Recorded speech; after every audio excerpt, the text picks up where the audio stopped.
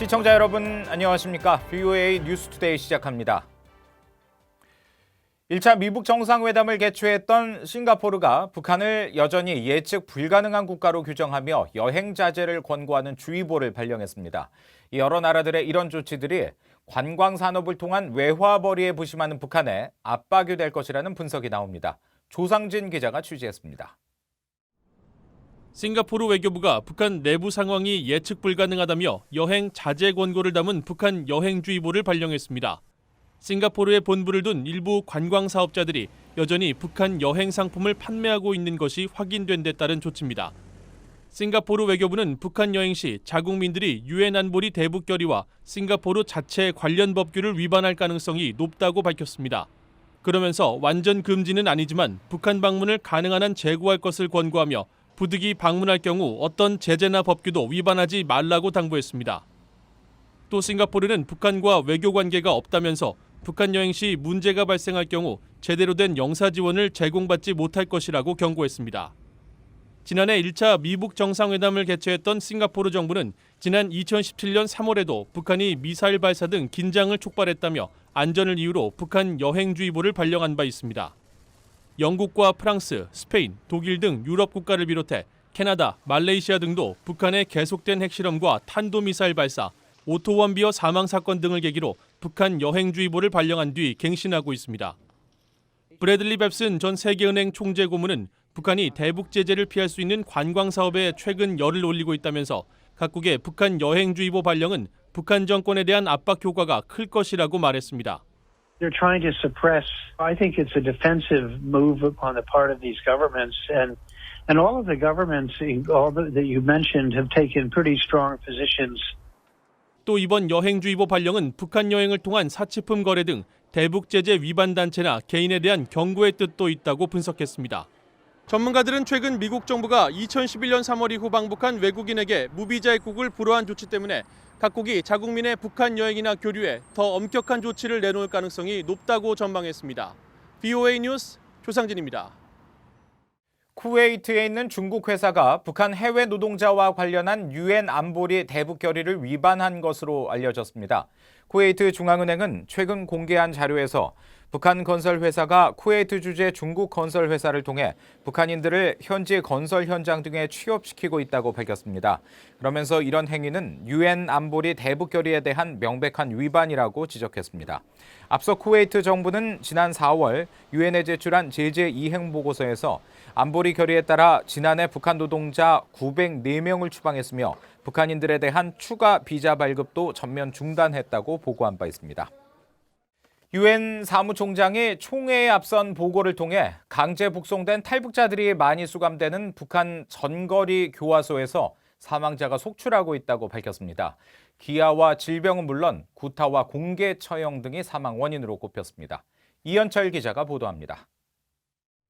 안토니우 구테우스 유엔 사무총장은 74차 유엔 총회에 제출한 북한 인권 보고서를 통해 북한 함경북도에 위치한 전거리 교화소 내 심각한 인권 유린 실태를 밝혔습니다. 구테우스 총장은 전거리 교화소에는 약 3,000명의 남녀 수감자들이 수감되어 있는데 영양실조에 걸린 수감자들이 만연한다면서 굶어서 숨진 사망자가 발생했다는 다수의 보고가 있었다고 말했습니다. 또 결핵과 간염, 장티푸스 같은 질병이 만연하지만 치료는 전혀 이루어지지 않고 있다고 밝혔습니다. 구테우스 총장은 또 전거리 교화소에서 수감자들이 겪고 있는 폭력 실태로 간수들의 무차별적인 구타로 인한 수감자들의 사망 사례도 보고했습니다. 또 전거리 교화소의 수감자들은 장시간 강제 노동을 한다며 이 과정에서 사고가 빈번히 발생하고 그 결과 수감자들이 목숨을 잃는다는 다수의 보고들이 있었다고 밝혔습니다. 구테우스 총장은 북한의 수감시설 내에서 당국자들이 자행하는 자의적 체포와 구타, 강제노동, 처형 등 인권 유린이 광범위하고 조직적인 방식으로 이루어지는 것으로 보인다고 말했습니다. 앞서 유엔 인권 최고대표 사무소의 케이트 길모 부대표는 지난 3월 유엔 인권이사회에서 북한 수감시설 내 인권 유린이 국가적 차원에서 자행된다고 말했습니다. The alleged systematic perpetration of crimes in detention centers also supports the inference that such crimes may be committed pursuant to policies formulated at higher levels. 구테우스 총장은 교화소에서 탈출이나 절도를 시도하거나 수감 중 다른 범죄를 저지른 수감자들이 공개 처형된 사례들도 보고됐다고 밝혔습니다. 또 전거리 교화소에서는 독방에 갇힌 수감자들이 사망하는 사례들도 있다고 덧붙였습니다. BOA 뉴스 이한철입니다. 미국의 대북 독자 제재 대상에 가장 많이 포함된 국가는 북한과 함께 중국으로 나타났습니다.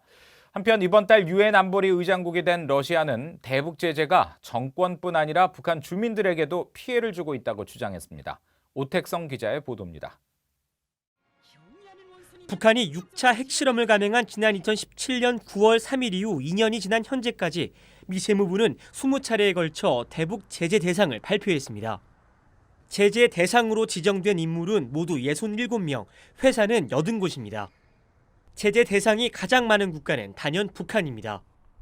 북한인이 41명으로 전체의 60%가 넘었고 북한 회사도 44곳으로 전체의 절반 이상을 차지했습니다.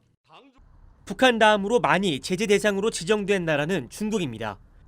중국인 14명과 중국 회사 19곳으로 각각 전체의 20%를 넘는 수치입니다. 이어 러시아와 타이완, 싱가포르 등이 뒤를 이었습니다. 재무부는 앞으로의 대북 제재 대상 지정은 북한의 불법 환적과 관련한 움직임에 집중될 것임을 예고했습니다. 시걸 맨델커 미 재무부 테러 금융정보 담당 차관은 지난달 30일 북한과의 불법 환적에 연루된 타이완 회사 등을 제재 대상으로 지정했다는 내용의 보도자료에서 불법 환적에 대한 제재를 계속 이행해 나가겠다며 북한과 거래하는 해운사들은 자신들을 중대한 위험에 노출시키는 것이라고 경고했습니다. 이런 가운데 이번 달 안보리 의장국이 된 러시아의 바실리 네벤자 유엔 주재대사는 유엔의 대북 제재와 관련해 부정적인 견해를 밝혔습니다. 제재가 북한 정권의 핵과 탄도미사일 개발을 막는 것뿐 아니라 대북 인도주의적 지원에도 악영향을 미치고 있다는 겁니다. UN agencies have difficulties working in North Korea because of these secondary sanctions that were imposed and because of the interpretations of the UN Security Councils that were imposed. 네벤자 대사는 또 이번 달 열리는 유엔 안보리 회의에서 대북 제재 등 북한 문제와 관련된 논의는 예정되어 있지 않다고 선을 그었습니다. BOA 뉴스 오택성입니다. 상당수 유엔 안보리 회원국들이 안보리 대북 결의 이행 차원에서 북한 외교관의 숫자를 크게 줄인 상태를 유지하고 있는 것으로 나타났습니다. BOA 취재 결과 말레이시아 주재 북한 대사관의 경우 현지 정부의 조치에 따라 2016년 15명 선이던 외교관 규모가 2017년 10명으로 줄어든 데 이어 지난 8월에는 8명으로 줄었습니다. 이탈리아의 경우 2016년 최대 6명의 북한 외교관이 주재했지만 2017년 문정남 당시 대사가 추방되는 등 현재는 4명으로 줄었고 독일 주재 북한 외교관도 최근 2년 사이 절반으로 줄었습니다.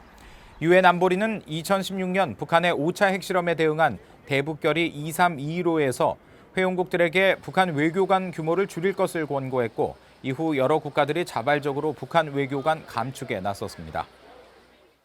마크 리퍼트 전 주한 미국 대사는 미북 비핵화 실무 협상이 빨리 시작되길 바라며 미국과 한국이 북한에게 열고 있는 기회의 창은 무한하지 않다고 말했습니다. 리퍼트 전 대사는 3일 서울의 한 호텔에서 열린 제14회 국제해양력 심포지엄에 참가한 뒤 기자들과 만나 미국과 한국은 북한을 향해 공동으로 기회의 창이 열려 있다는 점을 밝히고 있지만 그 창이 무한하지 않고 언젠가는 닫힐 것이라고 말했다고 한국 언론들이 보도했습니다. 그러면서 추가적인 압박이 북한을 협상 테이블로 불러오기 위한 조치지만 그런 상황이 발생하지 않는 것이 가장 좋을 것이라면서 그렇기 때문에 북한은 이런 기회를 전략적으로 받아들이는 것이 필요하다고 덧붙였습니다. 짐 매티스 전 미 국방장관은 미국 외교 정책의 핵심은 동맹국이며 이 모든 동맹국들은 미국의 가치를 수호하기 위해 필요하다고 밝혔습니다. 매티스 전 장관은 3일 자신의 회고록 콜사인 카오스 출간을 맞아 미국 외교협회가 주최한 좌담회에 참석해 동맹의 중요성을 강조하며 이같이 밝혔습니다. 매티스 전 장관은 또 미국이 자국민 보호처럼 동맹국들을 보호하는 것은 쉽지 않겠지만 가치가 있는 일이라며 유엔에서 동맹의 도움이 필요하고 전장에서도 그들의 군대가 필요하다고 강조했습니다. 중국에 대해서는 미국의 경쟁자이지만 함께 일할 수 있는 방안을 찾을 것으로 확신한다면서도 중국이 항행의 자유 등 세계 질서를 방해하는 데 대해서는 강경하게 대응해야 한다고 말했습니다.